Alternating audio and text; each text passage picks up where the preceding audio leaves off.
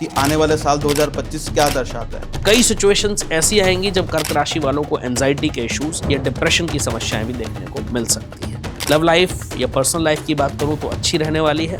अपने पार्टनर का मूड खराब ना होने दें, बाकी तो सब अच्छा रहे। लेकिन ये भी सत्य है कि हर दिन के बाद रात और रात के बाद दिन होता है। शादी करने जाते हैं, किसी रिश्ते में बंधने जा रहे हैं तो बहुत महत्वपूर्ण हो जाता है और बहुत इंपॉर्टेंट डिसीजन ये है। तो बिना कुंडली मिलाए डिसीजन आप ना लें, चाहे वो लव मैरिज की बात हो चाहे वो अरेंज मैरिज की बात हो। लाल किताब क्या है? कि लाल किताब हमारा जीवन बदलने वाली किताब है। कुछ लोग कहते हैं कि ये उर्दू की किताब है, कुछ लोग कहते हैं अरबी की किताब है। लाल किताब के जो उपाय हैं तो बहुत चमत्कारी है। तो ऐसा कोई उपाय बताएं जिससे हमारी फाइनेंशियल कंडीशन ठीक हो। उस डब्बी को ऐसे ही रखा रहने दें, रोज सुबह उसको आप उसी टीके को लगाएं। जब उसमें केसर कम हो तो केसर डाल लें, गंगा जल कम हो तो वो डाल सकते हैं। ये उपाय आप करना शुरू करें नियमित रूप से, आप चमत्कार देखेंगे। हमारा जो चंद्रमा है वो बहुत मजबूत होता है। आप अपनी माँ को अपने हाथ से खीर खिलाएं, उनको दूध पिलाएं, जो चंद्र से संबंधित चीजें हैं। जिन्होंने जीते जी कभी माँ बाप की सेवा नहीं की जी और मरने के बाद उनका श्राद्ध करते हैं। नमस्ते आप सभी लोगों को, welcome to the Ankit podcast.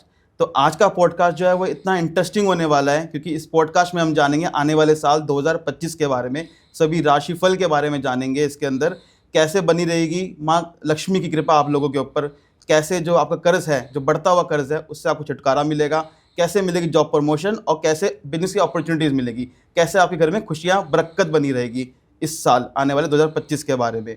जैसे कि हम जानते हैं 2024 जिसका भी अच्छा नहीं गया वो इस एपिसोड में बने रहे अंत तक, ताकि आपका आने वाला साल गोल्डन पीरियड साबित हो। तो प्लीज़ एंड तक बने रहे इस एपिसोड में। तो आज के जो गेस्ट हैं उनको किसी भी पहचान की ज़रूरत नहीं है। Doctor in astrology, gold medalist, vastu expert, Lal Kitab विशेषज्ञ डॉक्टर अंकित त्यागी जी का। अंकित त्यागी जी, आपका बहुत बहुत धन्यवाद, आप हमारे पॉडकास्ट पे आए, आपने इतने बिजी शेड्यूल में टाइम निकाला और हमें इस पॉडकास्ट में आए आप, उसके लिए बहुत बहुत थैंक यू सो मच। बहुत आभार। जय श्री राम आप सभी को, जय आपके श्री राम। दर्शकों को मेरा जय श्री राम। जय श्री राम। शुरुआत करते हैं आने वाले साल 2025 से। डॉक्टर साहब ये बताएं कि आने वाले साल 2025 क्या दर्शाता है? 2025 अगर अंकों की भाषा से समझें जी तो शायद कुछ दिन ही बचे हैं जी जी जी जब 2025 का स्वागत करने के लिए हम सब लोग तैयार हैं। जी लेकिन अगर ज्योतिष की हम बात करें तो ज्योतिष में जो नववर्ष होता है वो चैत्र मास के शुक्ल पक्ष की प्रतिपदा तिथि से आरंभ होता है जी और वो तिथि जो होने वाली है वो 30 मार्च 2025 को 2025 यानी विक्रम संवत 2082 जी जो आने वाला है उसका हम स्वागत करेंगे। जी अंग्रेजी नववर्ष अक्सर हम रात को 12 बजे मनाते हैं, जी जी लेकिन हिंदू नववर्ष की जो शुरुआत होती है वो सुबह सूर्य की पहली किरण से होती है जी और उस दिन 30 मार्च 2025 को हिंदू कैलेंडर के हिसाब से हमारा नववर्ष होगा। इस वर्ष के जो राजा होंगे वो सूर्य होने वाले हैं और इस वर्ष के जो मंत्री रहेंगे वो भी सूर्य ही रहेंगे। अच्छा अच्छा। सूर्य देव यूँ तो ग्रहों के राजा हैं, जी जी अग्नि के कारक हैं जी और लेकिन कुछ विद्वानों का ऐसा मानना है कि इस वर्ष के मंत्री चंद्र रह सकते हैं, लेकिन ज़्यादातर पंचांगकर्ताओं के अनुसार और अगर मेरे अनुसार भी आप माने तो इस वर्ष के जो मंत्री हैं वो भी सूर्य ही रहने वाले हैं। जी अग्नि तत्व की प्रधानता वाले जी ग्रहों के राजा कहे जाने वाले जो सूर्य देव हैं जी उनके बारे में तो क्या ही वर्णन किया जाए। लेकिन अगर हम विशेष 2025 की बात करें, सभी राशियों की बात करें जी तो बहुत ज़्यादा डिटेल में हम इस पर चर्चा नहीं करेंगे, लेकिन इतना ज़रूर मैं कहना चाहूँगा मेष राशि से लेकर मीन राशि तक ये साल एनर्जी का साल है, एनर्जी का साल, ये साल खुशियों का साल है, हाँ जी ये साल मेहनत करने का साल है, ये साल अपने गोल्स को अचीव करने का साल है, ये साल आपको कुछ नया जुनून, एक नया जोश, एक नई एनर्जी देने का साल है। शायद जितनी एनर्जी इस वर्ष में आपको मिल पाए वो आसानी से फिर नहीं मिल पाती है। बड़ा अच्छा ये वर्ष होने वाला है। 2024 बहुत लोगों के लिए खराब रहा, जी जी जी बहुत सारे केसेस बढ़े। 2025 भी मैं कहूँगा कुछ लोगों के लिए थोड़ा उथल पुथल भरा रह सकता है, जैसे स्पेशली अगर मैं बात करूँ पॉलिटिशियंस की, पॉलिटिशियंस, स्पेशली मैं बात करूँ थोड़ी सी अव्यवस्था की, अगर मैं बात करूँ तो कई सारे वॉर या छोटे मोटे युद्ध या किसी भी देश के अंदर कोई ऐसी भीषण स्थिति या तबाही, इसको भी दर्शाता है। लेकिन अगर हम थोड़ी सी सावधानी रखते हुए आगे बढ़ें तो ये साल बहुत कुछ अचीव हम कर सकते हैं। राशियों की चर्चा अगर हम करें जी 2025 में तो मेष राशि से शुरुआत करेंगे। मेष राशि के स्वामी मंगल होते हैं और मंगल सेनापति हैं। जी और ये साल ग्रहों के राजा कहे जाने वाले सूर्यदेव का है, सूर्यदेव। और बिना सेनापति के तो कोई भी शासन अधूरा है। जी जी। तो मेष राशि वालों को बहुत सारी अपॉर्चुनिटीज इस वर्ष मिलने वाली हैं, उनका फायदा उठाना बिल्कुल न भूलें। वृषभ राशि की बात करें, उनके लॉर्ड हैं शुक्र, जी। और शुक्र दैत्यों के गुरु कहे जाते हैं। शुक्र के। लेकिन एक शासन जब हम चलाते हैं तो हमें गुरु की आवश्यकता होती है, जी। चाहे वो देव गुरु हों या दैत्य गुरु हों। और स्पेशली कलयुग की अगर हम बात करें तो मैं हमेशा से कहता आया हूं कि कलयुग में दोनों ही गुरु के बिना गति नहीं है, चाहे वो दैत्यों के गुरु शुक्राचार्य हो, चाहे वो देवगुरु बृहस्पति हो। तो गुरु थोड़ा सा संभल के चलना है जी। बहुत ज्यादा जल्दबाजी में या बहुत उत्साही होकर के कोई कार्य वृषभ राशि वाले ना करें। जी। कुछ समय ऐसा आएगा जब कुछ गोचर बदलने वाले हैं, मिड ऑफ द ईयर काफी अच्छी अपॉर्चुनिटीज आपको मिलेंगी, फायदा उठाना बिल्कुल ना भूलें। तो वृषभ राशि के लिए इस साल थोड़ा मिला जुला रहेगा, मिला जुला मिक्स फाइनेंस रिजल्ट्स के रह लिए? सकते हैं। फाइनेंस ठीक रहेगा, मेहनत थोड़ी ज्यादा करने के लिए तैयार रहें। और हेल्थ भी। हेल्थ भी ठीक रहने वाली है, हेल्थ में कोई मेजर इश्यूज नहीं दिखते हैं। जी। और हमेशा से मैं एक बात बोलता रहा हूं कि precaution is better than cure. तो अपना ध्यान रखें, वो तो मैं हमेशा बोलता हूं, वो किसी भी राशि के लोग हों, लेकिन ऐसा कोई बहुत ज़्यादा इश्यूज नहीं है, स्पेशली वृषभ राशि की अगर हम बात करें। अगली राशि की बात करें तो मिथुन राशि आती है, जो इस कड़ी की तीसरी राशि है ज्योतिष में। मिथुन राशि के जो स्वामी हैं वो बुध हैं, जी। और बुध को राजकुमार की संज्ञा ज्योतिष में दी गई है। राजकुमार राजा के पुत्र, सूर्यदेव का साल है। राजकुमार और राजा के संबंध शायद कभी खराब नहीं हो सकते हैं। और बुध हमारी बुद्धि के कारक हैं, हमारे व्यवसाय के कारक हैं, हमारे कम्युनिकेशन के कारक हैं, हमारी बोलने की कला के कारक हैं, जी। हमारे way of talking, way of expressing ourselves, ये हमें बुद्ध ही देते हैं। तो बहुत अच्छा मौका है कि आप खुद को स्थापित कर पाएं, खुद को लोगों के सामने एक्सप्रेस कर पाएं, अपनी फीलिंग्स को लोगों के सामने रख पाएं। स्पेशली मिथुन राशि वालों की अगर मैं बात करूं तो अगर आप किसी से कुछ कहना चाहते हैं और कह नहीं पा रहे हैं, तो उनके लिए भी ये वर्ष बहुत गोल्डन पीरियड रहने वाला है।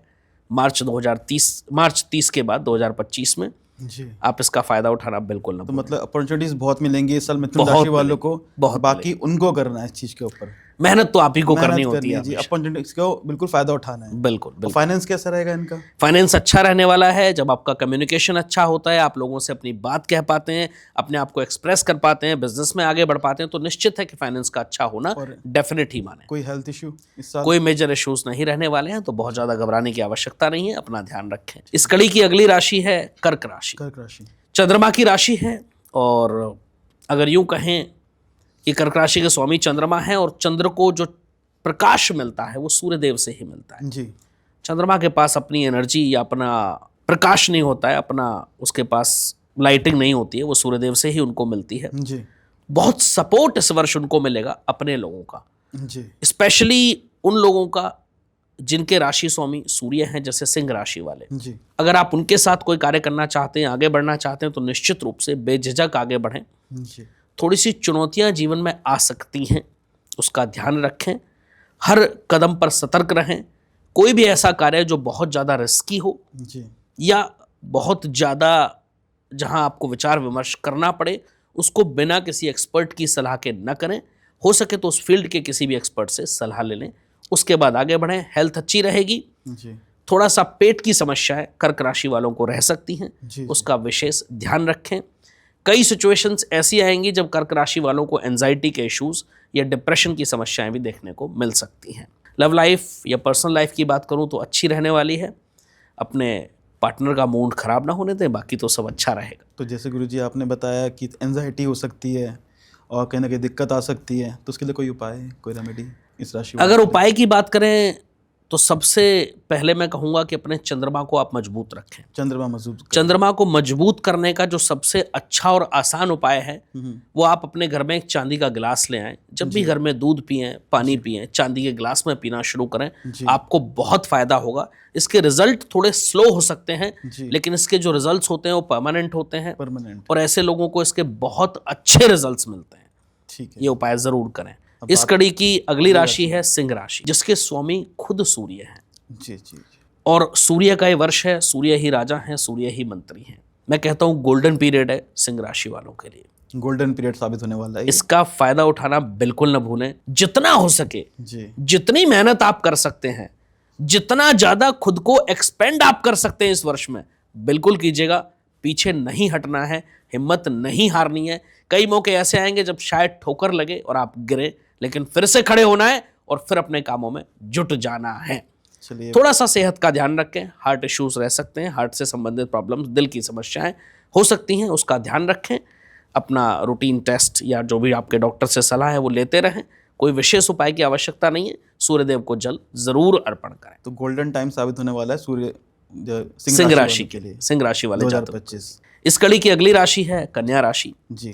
जिसके स्वामी बुध हैं। अभी जो हमने चर्चा की मिथुन राशि की, कन्या राशि की अगर मैं बात करूं तो उनके लिए अपने कम्युनिकेशन पर फोकस करना होगा। कहीं भी कुछ अगर बोलें तो बहुत सोच समझ करके बोलें, जल्दबाजी में कोई निर्णय ना लें। जी। स्पेशली जो लोग शेयर मार्केट में इन्वेस्ट करते हैं, जी। थोड़ा सा सतर्क रहें। ये साल थोड़ा उथल पुथल भरा रह सकता है। और कोई इनके लिए रेमेडी? ज़्यादा से ज़्यादा इनको जो करना है वो किसी भी गाय को बुधवार के दिन हरा चारा खिलाएं। जी। जी। हरी साबुत मूंग, हरी साबुत मूंग। 1.25 किलो मूंग अपने सर के ऊपर से 7 बार घुमाएं एंटी क्लॉकवाइज बुधवार के दिन, ओके। और उसको बहते हुए जल में 3 बुधवार लगातार प्रवाहित करें। बहुत अच्छे रिजल्ट्स मिलेंगे। चलिए, बहुत अच्छी बात है। इस कड़ी की अगली राशि है वो है तुला राशि। तुला राशि। तुला राशि जिसके स्वामी दैत्यों के गुरु कहे जाने वाले स्वयं शुक्राचार्य यानी शुक्र हैं। जी। और शुक्र और सूर्य का जो संबंध है उसको ज्योतिष में बहुत अच्छा नहीं कहा गया है। इन दोनों ग्रहों की युति को भी बहुत अच्छा नहीं माना गया है। स्पेशली आपके रिलेशनशिप के लिए मैं कहूँगा ये वर्ष थोड़ा सा डिफिकल्ट रह सकता है। अपने रिश्तों को सजाकर संवार करके रखें। किसी भी छोटे गलतफहमी के लिए अपने रिश्तों का शिकार न करें। ये मेरी विशेष सलाह तुला राशि वालों के लिए रहेगी। इस कड़ी की अगली राशि रहेगी वृश्चिक राशि। जी। वृश्चिक राशि जिसके स्वामी मंगल हैं। फालतू के लड़ाई झगड़ों में बिल्कुल न पड़ें। कानूनी अड़चनों से खुद को दूर रखें तो आपके लिए अच्छा रहेगा। कोशिश करें कि केवल और केवल अपने काम पर फोकस करें। अगर आपको लगता है कि आप किसी फालतू के झगड़े में कहीं पड़ भी रहे हैं तो वहाँ से निकलने का प्रयास करें, खुद को उसमें एंगेज न होने दें तो बेहतर रहेगा आपके लिए। ये वर्ष लकी रहने वाला है। हनुमान चालीसा का पाठ करें। कुछ लोग स्पेशली हनुमान जी की आराधना ऐसे लोगों के लिए बहुत अच्छी रहेगी। जी। जी। जी। इस कड़ी की अगली राशि है धनु राशि। धनु राशि जिसके स्वामी हैं स्वयं बृहस्पति, देवताओं के गुरु कहे जाने वाले और किसी भी राज्य के सलाहकार। सूर्यदेव और भगवान बृहस्पति दोनों के बिना कोई भी शासन अधूरा है। बहुत अच्छा कॉम्बिनेशन है धनु राशि वालों के लिए। जितना ज़्यादा अपनी नॉलेज पर आप कंसंट्रेट करेंगे, जितना ज़्यादा आप अपने ज्ञान में वृद्धि इस वर्ष कर सकते हैं, ज़रूर कीजिएगा। वो ज्ञान शायद आपको जीवन भर बहुत ज़्यादा काम आने वाला है। तो नॉलेज का साल है उनके लिए गेन करने का साल है। जी। गेन कर, जितना उसे गेन कर सके। और कहते हैं कि जब ज्ञान आता है जी तो बाकी सब चीज़ें अपने आप आ जाती हैं। कभी ना कभी ज्ञान तो जरूरत, मतलब उसका यूज हो ही जाता है। आपका ज्ञान न कोई छीन सकता है, न कोई चुरा सकता है। जी। जी। जी। यही एक ऐसी चीज़ है जो आपके पास से शायद कोई हासिल नहीं कर सकता है जब तक आप ना चाहें। बिल्कुल बिल्कुल।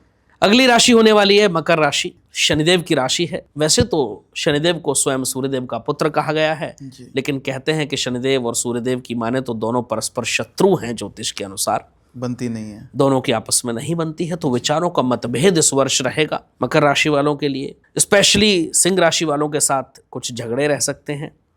अगर आप कहीं नौकरी करते हैं या कोई व्यापार करते हैं तो पार्टनरशिप में है तो अपने पार्टनर से, कहीं नौकरी करते हैं तो अपने बॉसेस से या अपने कोलीग से संभल करके निर्णय लें, संभल करके चलें। ज़्यादा किसी विवाद में या बहस में न पड़ें तो आपके लिए अच्छा रहेगा। अपने रिश्तों को संभाल कर रखें। पिता की सेवा करें। ये वर्ष आपको बहुत फलदायी होगा। चलिए, बहुत अच्छी बात है। अगली राशि आती है कुंभ राशि। कुंभ राशि अगेन शनिदेव की राशि है। मकर और कुंभ दोनों ही शनिदेव के स्वामित्व की राशि हैं। ओके। और कुंभ राशि वालों के लिए मैं कहना चाहूँगा कि कुछ अपॉर्चुनिटीज़ इनको जुलाई के बाद मिलेंगी, लेकिन शायद ये फ़ायदा उठाने में नाकाम रह सकते हैं। उसका ध्यान रखें। अपना फोकस और अपना कंसंट्रेशन लूज ना होने दें। तो कुंभ राशि वाले अपने फोकस को ना बनाए रखें, कंसंट्रेशन बनाए रखें, पंक्चुअल रहें, समय पर अपने कार्यों को निपटाने का प्रयास करें। अगर आप कुछ भी डिले करेंगे तो आपके लिए प्रॉब्लम हो सकती है। लेजीनेस दूर करनी पड़ेगी इस साल। बिल्कुल। जी। सतर्क रहना होगा। जी। आखिरी राशि जो ज्योतिष की 12 राशियों की अगर हम बात कर रहे हैं तो मीन राशि है। जी। और मीन राशि के जो स्वामी हैं वो है बृहस्पति। जी। भगवान बृहस्पति जल तत्व की राशि है ये मीन राशि।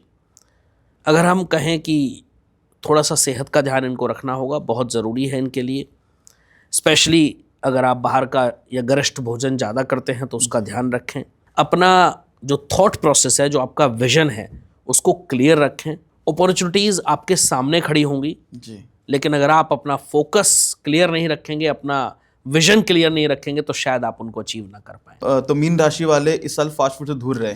खाने पीने का ध्यान रखें, अपनी सेहत का ध्यान रखें और अपना विजन क्लियर रखें। जी जी। जो भी आप लाइफ में अचीव करना चाहते हैं उसको अचीव करने का प्रयास करें, अपना फोकस्ड रहें तो ज़्यादा बेहतर रहे। चलिए जी, बहुत अच्छी बताया आपने इस साल। तो गुरुजी, जैसे नया साल आने वाला है 2025 में, तो कुछ लोगों को जैसे जॉब स्विच करनी है, कोई नई शुरुआत करनी है बिजनेस के अंदर, तो किन राशियों के लिए ये साल अच्छा रहेगा? कौन सी राशियाँ हैं जिनके थोड़ा सतर्क रहना पड़ेगा?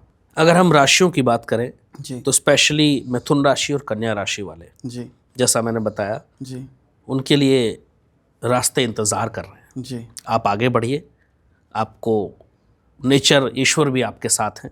और आप अगर जॉब स्विच का सोच रहे हैं तो 30 मार्च के बाद बिल्कुल प्रयास करें। मैं हमेशा बोलता हूँ जब तक दूसरी नौकरी हाथ में ना हो पुरानी नौकरी ना छोड़ें, जी लेकिन प्रयास करें, आप ज़रूर सफल होंगे। नया बिजनेस शुरू करना चाहते हैं तो उसमें भी आपको कामयाबी मिलेंगे, पूरे योग बन रहे हैं। लेकिन अगर सतर्कता की बात करें तो कुंभ राशि वाले और मकर राशि वाले विशेष सतर्क रहें। जी कोई भी निर्णय लेने से पहले भली भांति विचार कर लें, सोच लें, तभी कोई निर्णय लें, वरना बहुत ज़्यादा नुकसानदारी वो निर्णय हो, जो आपका डिसीजन है वो हो सकता है और आप किसी न किसी ऐसी मुसीबत को, ऐसी परेशानी को इनवाइट कर सकते हैं जो शायद आपने सोचा भी ना हो। तो गुरुजी, कोई ऐसी रेमेडी बताए, कोई ऐसा उपाय बताए जिससे ना आने वाले साल में 2025 में माँ लक्ष्मी की कृपा बनी रहे, पैसों की बारिश हो, पैसा ही बरसे हर जगह से। वैसे तो कलयुग है जी और कहते हैं कि कलयुग में इस माया से तो शायद कौन ही बच पाया, हम और आप भी नहीं बच पाए हैं जी जी और बचना भी मुश्किल है। जी और आज के जीवनचर्या को देखते हुए अगर हम बात करें तो बड़ा इम्पोर्टेंट हो जाता है, बहुत महत्वपूर्ण हो जाता है जी। कि शायद माँ लक्ष्मी के बिना या पैसों के बिना पैसों के बिना तो कुछ नहीं जीवन अधूरा है जी। और शायद कुछ भी संभव सा नहीं लगता है। बिल्कुल, ये बिल्कुल। ज़रूरी है। तो बहुत अच्छा प्रश्न आपने पूछा। और कौन नहीं चाहता है कि माँ लक्ष्मी की कृपा उस पर हमेशा बरसती रहे। बिल्कुल शायद हम हो, आप हो, कोई भी हो, जी सब लोग ऐसा चाहते हैं। जी लेकिन यहाँ पर मैं एक बात बहुत स्पष्ट कर दूं कि माँ लक्ष्मी की कृपा का मतलब ये कभी नहीं होता है कि केवल पैसे बरसे।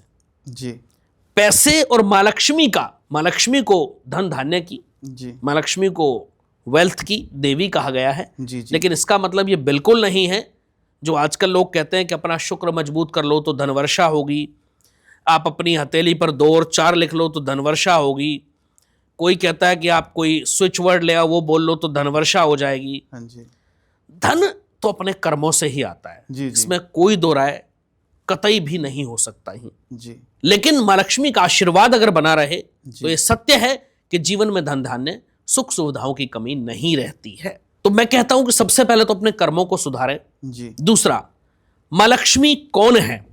अगर हम दैनिक जीवन की बात करें तो हमारे घर में हमारी पत्नी हमारी माँ लक्ष्मी है। माँ लक्ष्मी। हमारे घर में हमारी बिटियां हैं जो 9 वर्ष से कम उम्र की हैं, वो माँ का साक्षात रूप है।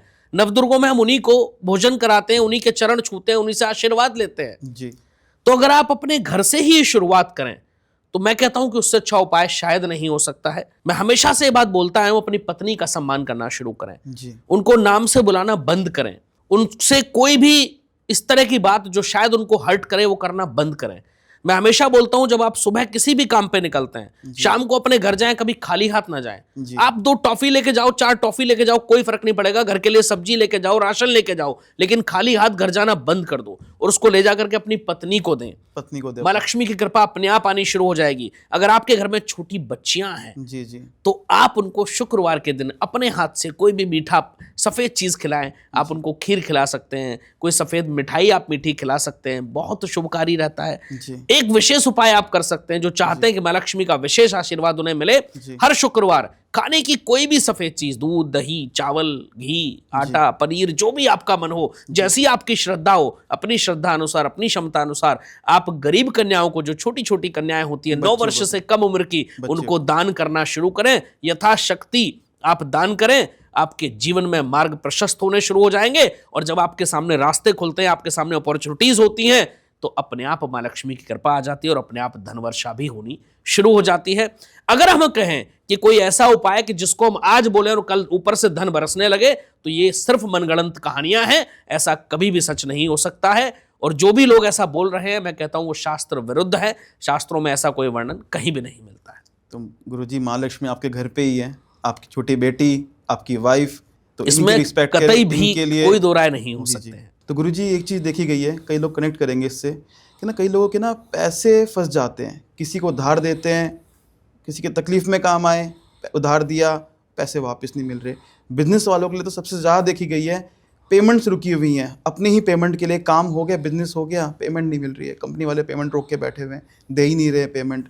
और दूसरी चीज़ कि आप ही का पैसा उधार दिया हुआ वो अटका पड़ा हुआ है, हमें ज़रूरत पड़ी तो मिल ही नहीं पा रहा, पैसा फंस गया है, पैसा मरने के कगार पे आ गया है, तो उसके लिए क्या कर सकते हैं?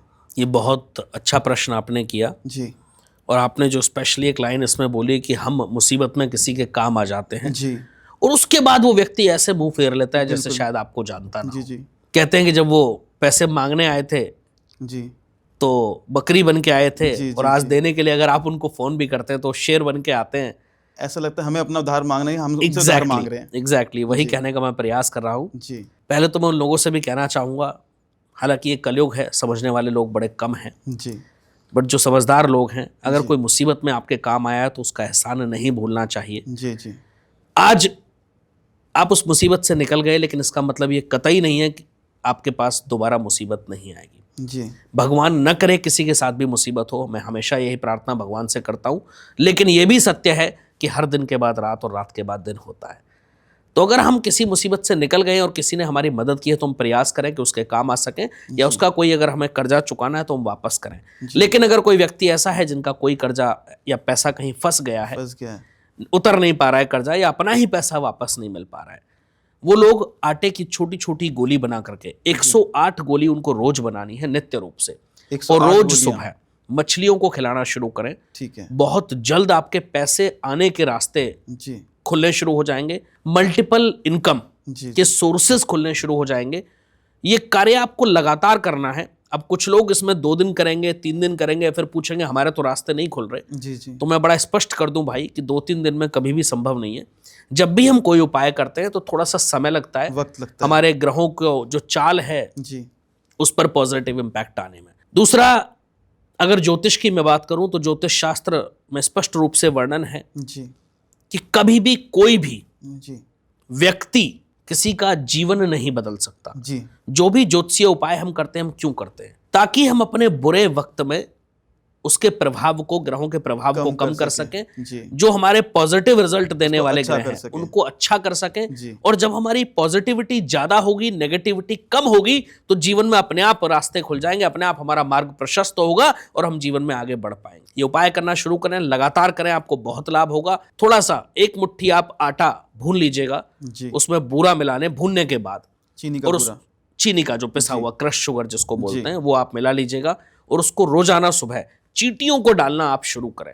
ठीक है। पृथ्वी का बहुत छोटा जीव है चींटी। जी एक तो ये आप करते हैं तो आपकी कर्जे की समस्या खत्म होगी, पैसे आने के रास्ते खुलने शुरू हो जाएंगे। दूसरा, आपका अर्थ एलिमेंट स्ट्रांग हो जाता है, और जो 5 एलिमेंट्स जिनकी हम बात करते हैं, जिनसे संपूर्ण ये सृष्टि चल रही है, चल रही है। तो अर्थ एलिमेंट आपका बहुत स्ट्रांग हो जाता है, और जिसका अर्थ एलिमेंट स्ट्रांग हो वो जीवन में आगे बढ़ता जरूर है। तो ये उपाय करें, बहुत लाभकारी रहने वाले। चलिए गुरुजी, बहुत अच्छी बात बताई आपने।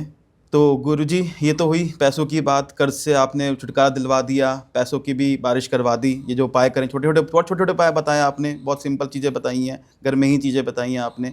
अब बात कर देते हैं मैरिजेस, इनके बारे में। अच्छा, आजकल शादियाँ हो रही हैं, कई लोग होते हैं ना लव मैरिज, शादियों का सीजन चल रहा है शादी आजकल। का सीजन चल रहा है। कई लोग लव मैरिज करते हैं, कुंडली नहीं मानते, कुंडली मिली नहीं मिली ठीक है, शादी तो करनी है, शादी कर लेते हैं, पर उसके बाद क्या होता है, उनकी लाइफ में प्रॉब्लम्स आने लगती हैं, उनकी लाइफ में कलेश होने लगते हैं, बैठे बैठे दिक्कत आने लगती है। तो ऐसा क्या कर सकते हैं ताकि इस प्रॉब्लम से दूर रहें, चाहे प्रॉब्लम्स कम हुए उनके? प्रभु श्रीहरि ना करें कि किसी के जीवन में दिक्कत आए, जी लेकिन मैं हमेशा बोलता हूँ कि कुंडली मिलान जीवन का, जब हम शादी करने जाते हैं, किसी रिश्ते में बंधने जा रहे हैं, तो बहुत महत्वपूर्ण हो जाता है, और बहुत इम्पॉर्टेंट डिसीजन ये है। जी तो बिना कुंडली मिलाए डिसीजन आप ना लें। जी एक केस की मैं बात नहीं करूंगा, कई हजार केसेस मेरे पास ऐसे हैं जी कि जिन केसेस में हमारे पास वो लोग आए, चाहे वो लव मैरिज की बात हो चाहे वो अरेंज मैरिज की बात हो, जी, उन लोगों को हमने मना किया कि भाई कुंडली नहीं मिल रही तो शादी नहीं करनी है, ना करे शादी। फिर भी उन लोगों ने शायद इग्नोर किया या उस डिसीजन से ऊपर जा करके शादियां की, और कई हजार उदाहरण मेरे पास हैं, एग्जाम्पल्स मेरे पास हैं जी, कि वो शादियां टूटी। अच्छा, शायद अब वो लोग कहते हैं कि वो बात मान ली होती तो डिसीजन जो था वो हमें पता था कि खराब है जी, और अब जीवन का इतना वर्स्ट पार्ट हमें ना झेलना पड़ता। जी, जी, तो कुंडली मिलान बहुत महत्वपूर्ण पार्ट है जीवन का। बिना कुंडली मिलाए शादी ना करें, आप लव मैरिज करें, आप अरेंज मैरिज करें, उससे कोई फर्क नहीं पड़ने वाला है।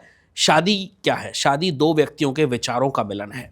जी, अगर आपके विचार किसी के साथ लव मैरिज में मिल रहे हैं तो भी कोई प्रॉब्लम नहीं है, अरेंज में मिल रहे हैं तो भी कोई प्रॉब्लम नहीं है, लेकिन मैं एक बात कहता हूं कि परिवार को साथ लेकर के शादी करें, चाहे आप लव मैरिज में जा रहे हैं चाहे आप अरेंज मैरिज में जा रहे हैं, लेकिन बिना कुंडली मिलाए ना करें। अगर आपने शादी कर ली है जी, कई लोग कर लेते लव मैरिज, देखते नहीं और है। फिर आपको दिक्कतें आ रही है तो किसी अच्छे ज्योतिष से आप अपनी कुंडली का विश्लेषण करा लें। जी, शायद कुछ उपाय अगर हम कर लें तो हमारी शादियां बच सकती हैं, हमारा जीवन बर्बाद होने से बच सकता है। आजकल लोग बहुत जल्दी डिसीजन ले लेते हैं कि हमें डाइवोर्स ले लेना है, जी, जी, जी, हमें अलग हो जाना है। जी, तो जल्दबाजी में आकर के या किसी के कहने में या बहकावे में आकर के निर्णय बिल्कुल ना लें, अपने दिमाग से काम लें। जीवन में आप दोनों को साथ रहना है जी, और ये ध्यान रखें कि एक पार्टनर को दूसरे पार्टनर की आवश्यकता जरूर होती है, बिल्कुल, चाहे वो जीवन के किसी भी मोड़ पर हो। जी, जी, तो कुछ चीजों का कॉम्प्रोमाइज करना शुरू करें, बेहतर होगा। एक दूसरे के साथ टाइम बिताएं, एक दूसरे की छोटी छोटी बातों को इग्नोर करें, तो आपका जीवन ज़्यादा अच्छा चल सकता है, आपकी मैरिड लाइफ ज़्यादा अच्छी हो सकती है।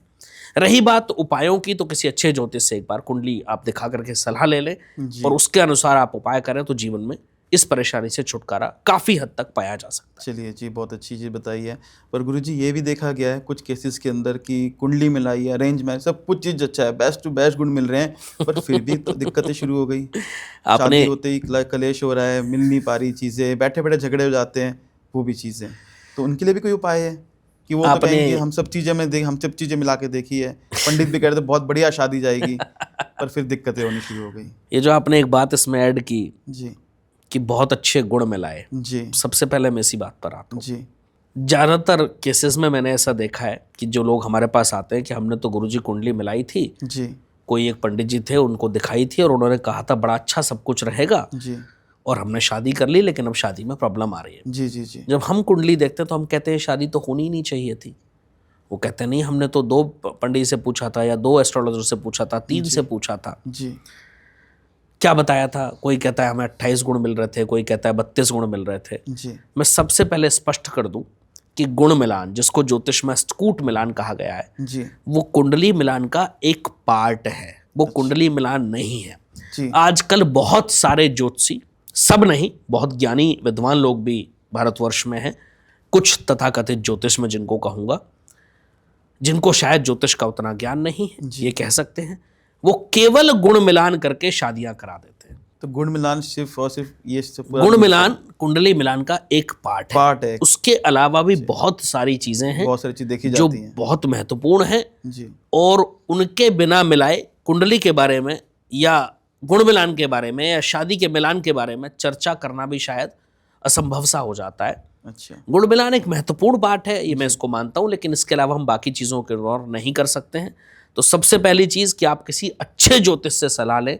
अब बहुत लोग क्या करते हैं कि कोई भी लोकल पंडित जी हैं उनके पास जाते हैं। मैं ये नहीं कहता सब लोग हैं, बहुत विद्वान ब्राह्मण भी हैं। जी, जी, जी, या तो आप किसी कोई विद्वान है तो उनको दिखाएं, वरना किसी अच्छे ज्योतिष के पास आप जाएं, जी, उनसे कुंडली मिलवाएं, तो शायद ये दिक्कत नहीं आएगी। ठीक है, इस बात का विशेष ध्यान रखें। दूसरी चीज, अगर आपने शादी कर ली है और फिर वही बात आती है कि उसके बाद परेशानियां हैं, जी, तो किसी अच्छे ज्योतिष की सलाह लें, उनसे आप अपनी कुंडली एनालिसिस करा लें और आपको जरूर कोई ना कोई रास्ता मिल जाएगा। इस बात से आप बेफिक्र रहें। ज्योतिष क्या है?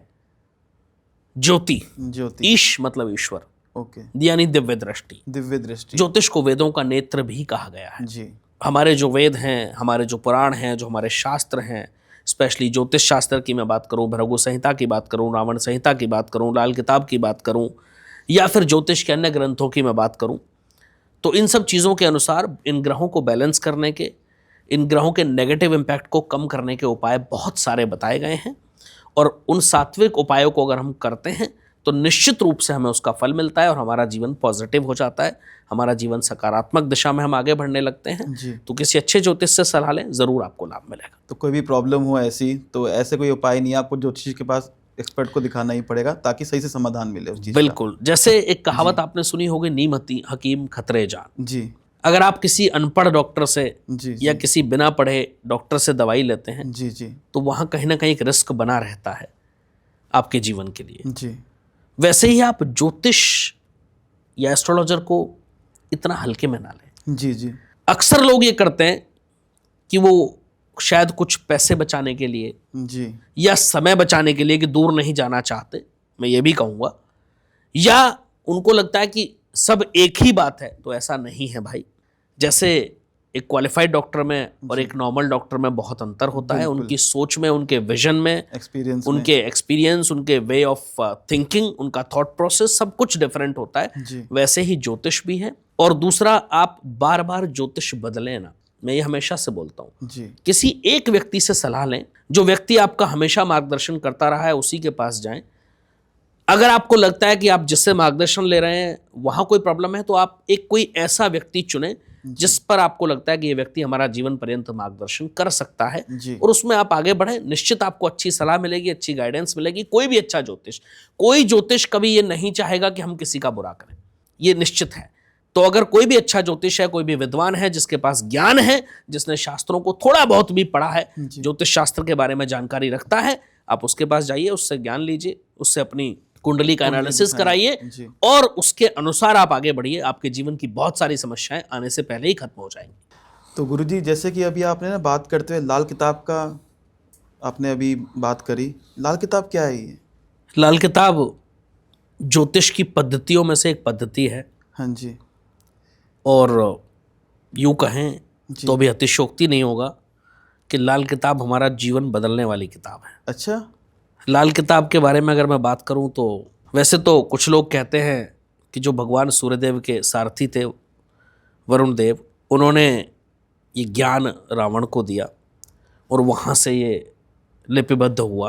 अच्छा कुछ लोग ऐसा मानते हैं कि ये प्राचीन विद्या है जी और हिमाचल के क्षेत्र में या जो दूर दराज के पहाड़ी क्षेत्र है, वहाँ भविष्यवाणियाँ होती थीं आसमान से, जी लोग उनको लिख लेते थे या याद करके पीढ़ी दर पीढ़ी सुनाते थे। किसी ने उनको लिख दिया एक फॉर्मेट में, तो लिपिबद्ध कर दिया, तो वो लाल किताब हो गई। अच्छा। ज़्यादातर लोग मानते हैं कि पंडित रूपचंद जोशी जी ने, जो पंजाब लाहौर के शायद थे, जी जहाँ तक मेरा अनुभव है या मुझे अनुमान है, जी और लाहौर में के आसपास या पंजाब प्रांत के थे, उस समय उन्होंने ये किताब लिखी।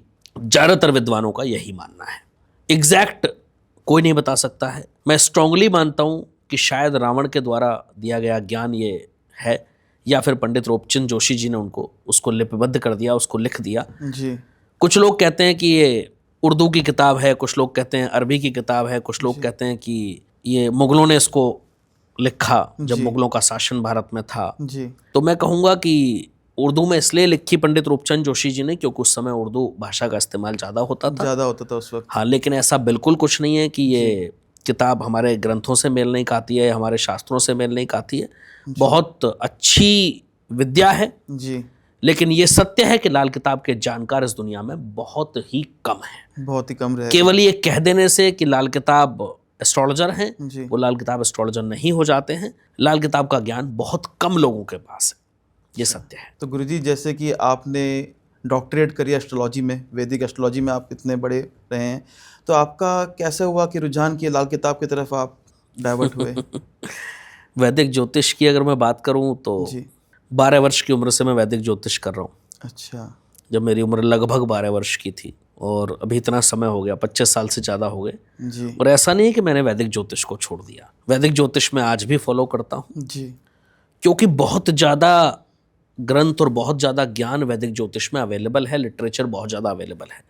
और वैदिक ज्योतिष और लाल किताब अलग नहीं है, कुछ विचार अलग हो सकते हैं। वही 9 ग्रह, वही 12 राशियों की बात, वही 12 भावों की बात हम वैदिक ज्योतिष में करते हैं, वही लाल किताब में भी करते हैं। जी थोड़ा सा वे ऑफ सेइंग अगर मैं कहूँ तो वो अलग हो सकता है, लेकिन आफ्टर ऑल रिजल्ट या कंक्लूजन तो सेम ही आते हैं। सेम ही आता। लेकिन आपने कहा कि मैं इसकी तरफ क्यों झुका। जी लाल किताब के जो उपाय हैं जी वो बहुत चमत्कारी हैं।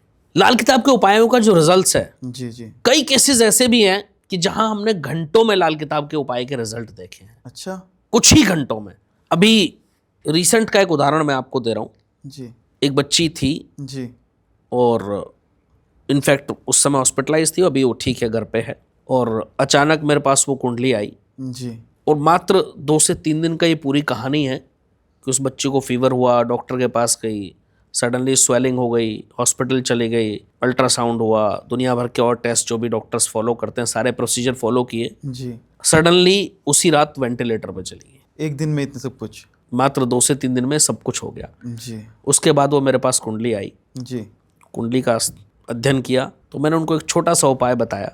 जी। मैंने कहा आप किसी मिट्टी के मटके में शहद भरो और किसी शमशान भूमि में उसको दबा दो चुपचाप। अच्छा। कोई भी ब्लड रिलेशन में जो हो ये उपाय कर सकता है, बच्ची के नाम से संकल्प लेकर के। ओके।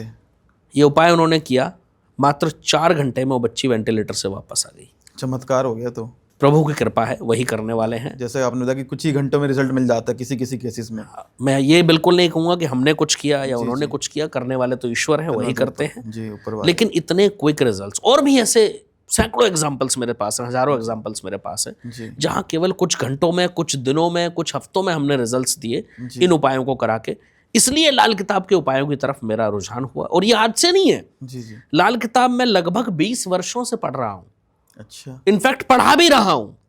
जी जी तो लाल किताब का रुझान कोई नया नहीं है मेरे लिए। जी मैंने बहुत सारे राइटर्स की लाल किताब पढ़ी जी और जो भी कुछ लिटरेचर मेरे पास अवेलेबल हो सकता था, जी। कई दुर्लभ लाल किताब मेरे पास हैं उस समय की जो उर्दू में लिखी गई थी, जी जी। उनको भी मैंने अध्ययन किया। कई लाल किताब विशेषज्ञ जो मेरे गुरु भी रहे, जिनसे मैंने बहुत कुछ सीखा। तो बहुत वाइल्ड विद्या है और ज्योतिष से अलग मैं इसको बिल्कुल नहीं कहूंगा। लेकिन हाँ, कुछ उपाय ऐसे हैं जो बहुत तीव्र काम करते हैं जी। और कई ऐसी परिस्थितियां होती हैं जहां हमें तुरंत या क्विक रिजल्ट चाहिए होता है, वहां शायद लाल किताब से बेहतर कुछ हो नहीं सकता। चलिए, ये सत्य है। बहुत अच्छी बात बताई आपने। तो गुरुजी, जैसे आपने बताया क्विक रिजल्ट भी मिलते हैं इसके अंदर, तो ऐसा कोई उपाय बताएं जिससे हमारी फाइनेंशियल कंडीशन ठीक हो, जिससे हमारे पैसों की जो है फ्लो है चलता रहे, पैसों की कमी ना हो। आज तो पैसा बहुत इंपॉर्टेंट, लाइफ में सबसे इंपॉर्टेंट पैसा चल रहा है आज तारीख में। तो ऐसा भी महत्वपूर्ण कुछ? हाँ जी। है, इसमें कोई दो राय नहीं है, जी। सत्य है। अगर हम फाइनेंशियल इम्प्रूवमेंट की बात करें, जी पैसों की बरकत की बात करें जी और लाल किताब के उपायों की बात करें, जी तो मैं कहता हूँ बहुत ज़्यादा उपाय भी अगर आप नहीं कर सकते हैं तो एक जी। छोटा सा उपाय कर लीजिएगा। जी ये उपाय अगर किसी गुरु पुष्य नक्षत्र में किया जाए तो बहुत ज़्यादा लाभकारी होता है। जी अगर संभव नहीं है, क्योंकि गुरु पुष्य नक्षत्र हर समय अवेलेबल नहीं होता, जी जब पुष्य नक्षत्र गुरुवार के दिन आता है तभी गुरु पुष्य नक्षत्र होता है, तो बड़ा कई बार लंबा समय हो जाता है जी और साल में कुछ ही दिन ऐसे होते हैं, जी बहुत लिमिटेड, जब वो नक्षत्र हमें गुरु पुष्य नक्षत्र मिलता है। तो आप किसी भी शुक्ल पक्ष के बृहस्पतिवार से भी ये उपाय कर सकते हैं। आप किसी भी शुक्ल पक्ष के बृहस्पतिवार से लगातार अपने नहाने के पानी में 1 चुटकी हल्दी डाल के नहाना शुरू कर दें एवरी थर्सडे। दूसरी चीज़, जी आप किसी भी बृहस्पतिवार को या गुरु पुष्य नक्षत्र में, उससे पहले ही लाके रख सकते हैं घर पे, एक चांदी की कटोरी आप ले लें। चांदी की कटोरी। हाँ, उसमें थोड़ा सा केसर आप डाल लें जी और उस केसर में 2 बूंद गंगा जल डालें। रिक्वायर्ड हो 3-4 बूंद भी डाल सकते हैं हल्का और सा उसको liquid अच्छे से आप घिसें, जी बहुत अच्छे से। वो थोड़ा गाढ़ा सा पेस्ट बन जाएगा, थोड़ा समय लग सकता है। जी और उसका टीका आप लगाना शुरू करें रोजाना, जब भी सुबह घर से आप पूजा पाठ करके निकलें जी अपने किसी भी काम के लिए। उस डब्बी को ऐसे ही रखा रहने दें, रोज सुबह उसको आप उसी टीके को लगाएं। जब उसमें केसर कम हो तो केसर डाल लें, गंगा जल कम हो तो वो डाल सकते हैं। ये उपाय आप करना शुरू करें नियमित रूप से, आप चमत्कार देखेंगे। आप देखेंगे जो लोग आपसे मिलना नहीं चाहते थे जी वो आपसे मिलना शुरू कर देंगे। जो लोग आपके नुकसान की बात करते थे वो आपके फ़ायदे की बात करेंगे। जो लोग आपके पैसे नहीं दे रहे थे वो पैसे देना शुरू कर देंगे। जो लोग आपके डिसीजंस को बनने नहीं दे रहे थे, आपके कार्यों को बनने नहीं दे रहे थे, वो आपका जो कार्यों में विघ्न डाल रहे थे वो विघ्न क्रिएट करना बंद कर देंगे और आपके सामने होंगे तो सिर्फ और सिर्फ खुले रास्ते। और जब खुले रास्ते होंगे, आप अच्छे से कार्य कर पाएंगे, तो फिर पैसा आने से कौन ही रोक सकता है। बड़ा ही आपने सरल उपाय बताया कि नहाते वक्त ये कर लें और ये टीका लगाना, बड़ा ही सिंपल उपाय है, बहुत ही सरल उपाय है। बहुत आसान उपाय बहुत हैं ही और ये आसान आप रेगुलर बेसिस पे करें। तो कोई भी कर सकता है। कोई भी कर सकता है, किसी भी राशि का व्यक्ति करे, जी जी रेगुलर करें, आप चमत्कारिक रिजल्ट जी जी। कुछ ही दिनों में, कुछ ही हफ्तों में आपको देखने को मिल जाएंगे। चलिए, तो बहुत ही बढ़िया बात बताई है। चलिए गुरुजी, जैसे कि आपने बड़ा सरल उपाय बताया, एक उपाय इसके लिए बता दीजिए कि ना आजकल कई घरों में लिखा गया है कि ना गवर्नमेंट जॉब की तैयारी के बच्चे तैयारी कर रहे हैं, माँ बाप का विजन है कि हमारा बच्चा सरकारी नौकरी लग जाए एक बार। वो 12th करते ही शुरू कर दें, तैयारी करना शुरू करते हैं LDC के लिए, SSC के लिए, UPSC के लिए, मेहनत करे जा रहे हैं, सालों साल मेहनत कर रहे हैं, अच्छे से अच्छी चीज़ें कर रहे हैं, पर परिणाम नहीं आ पा रहा उनका। देखिए, पहले तो मैं माँ बाप को भी और बच्चों को एक बात बहुत स्पष्ट कर दूं जी कि अपने बच्चे को काबिल बनाएं, डिपेंडेंट ना बनाएं। जी जब आप उसको कहते हैं कि बेटा सरकारी नौकरी ही जीवन है, तो बच्चा डिपेंडेंट बन जाता है। जी आप उसको उस लायक बनाएं कि उसको आवश्यकता ही ना पड़े, वो जहां जाए कर दिखाए कुछ। जी फिर भी अगर आप चाहते हैं कि आपका बच्चा आगे बढ़े, किसी अच्छी पोस्ट पर जाए, जी आपका बच्चा किसी भी क्षेत्र में आगे बढ़ रहा है, गवर्नमेंट जॉब की तैयारी कर रहा है, तो हमेशा बोलता हूँ बिना कुंडली दिखाए, ये बात आप नोट कर सकते हैं सब लोग, जी कुंडली दिखाने की भी आवश्यकता इस केस में नहीं है। अगर हो सके तो किसी अच्छे ज्योतिष से सलाह ले लें और बेहतर रहेगा। लेकिन अपने बच्चे की कुंडली में ध्यान रखें, किसी भी बच्चे की कुंडली में मंगल और सूर्य का मजबूत होना बहुत ज़रूरी है। जिनका मंगल और सूर्य मजबूत है। अगर आपके बच्चे का मंगल और सूर्य मजबूत नहीं है जी तो आपके बच्चे के कुंडली में अगर सरकारी नौकरी का योग भी है तब भी नहीं मिलेगी। हालांकि अन्य ग्रहों का योगदान होता है, बृहस्पति का भी होता है, वो चर्चा हम नहीं करेंगे। लेकिन मंगल और सूर्य, खुद की मेरी रिसर्च है और एक नहीं हजारों लाखों कुंडलियों में मैंने रिसर्च किया है जी कि ये बहुत ज़्यादा इंपॉर्टेंट हो जाता है। तो अगर आप किसी के पास कुंडली भी नहीं दिखा रहे हैं जी तो 2 उपाय बच्चे के लिए जरूर कराते जी। रहें ताकि उसका मंगल और सूर्य मजबूत रहे, उसके साथ साथ वो बच्चा तैयारी करे। जी जी जी पहला, मंगल मजबूत करने का सबसे अच्छा उपाय है कि आपका बच्चा रोज सुबह हनुमान चालीसा पढ़े। हनुमान चालीसा पढ़ने डेली। कहते हैं कि जा पर कृपा राम की हुई, ता पर कृपा करहूं सब कोई। जी जी और राम जी की कृपा उसी पर होती है जहां बजरंगबली का साक्षात आशीर्वाद होता है। साक्षात अगर बजरंगबली प्रभु श्री राम से कहें कि इस बच्चे पर कृपा करनी है तो शायद ना हो, ऐसा नहीं हो सकता है। कहते हैं परम भक्त हैं भगवान राम के, कहते हैं राम जी चलना बिना राम जी चले ना हनुमान के बिना, जी। ये सत्य है। बिल्कुल। तो पहला उपाय ये कराएं। दूसरा, उस बच्चे को नियमित रूप से रोज सुबह सूर्य को जल, पानी में जरा सा गुड़ और रोली डाल करके जी दिलवाना शुरू करें नियमित रूप से।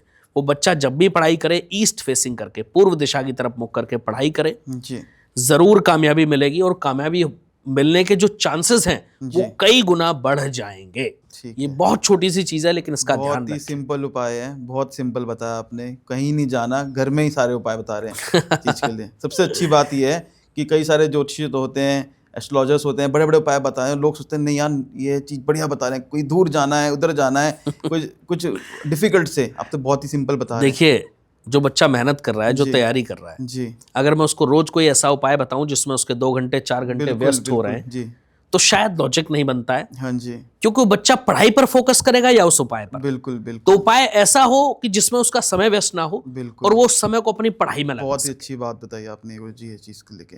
तो गुरुजी कई सुनने में आया ये राजयोग, ये राजयोग बड़ा वर्ड सुनने में आता है, ये राजयोग क्या है और इसको एक्टिवेट कैसा करा जाए अपनी जिंदगी के अंदर? सबको राजयोग चाहिए, सभी को राजा बनना है आज की तारीख में, कोई भी पीछे नहीं रहना जी चाहता। कोई नहीं पीछे रहना चाहता, आप सबको आगे निकलना है रेस में। ये सत्य है। जी प्रतिस्पर्धा के इस युग में, जी कंपटीशन के इस एरा में जी बहुत महत्वपूर्ण है कि हर कोई आगे बढ़ना चाहता है और जी, बढ़ना आपकी इच्छाएं होनी भी चाहिए। जी अगर आप आगे बढ़ने की इच्छा ही नहीं रखते हैं तो फिर शायद आप आगे बढ़ भी नहीं पाते हैं। जी आपने बहुत अच्छा प्रश्न किया कि राजयोग क्या है। जी मैं कहता हूं कि राजयोग अगर हम उसको राजा बनने से जोड़ते हैं जी तो सिर्फ मनगढ़ंत कहानी है। किसी भी कुंडली में अगर आप राजयोग की बात करें, जी मेरे पास हजारों से ज़्यादा ऐसी कुंडली का डेटा अवेलेबल है जिन कुंडलियों में राजयोग था लेकिन वो व्यक्ति जीवन में स्ट्रगल करते करते ही चले गए।